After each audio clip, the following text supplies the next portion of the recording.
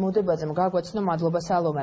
და ბოლოს სოციალურ ქსელში გავრცელებული ინფორმაციის საფუძველზე გარემოს დაცვითი ზედამხედველობის დეპარტამენტის თანამშრომლებმა ქალაქ ზესტაფონში ცენტრალური ავტოსადგურის მიმდებარე ტერიტორიაზე აღმოაჩინეს წითელ ნუსხაში შეტანილი ბექობის სახეობის არწივი, რომელიც დროებით გადაეცა თბილისის ზოოპარკს.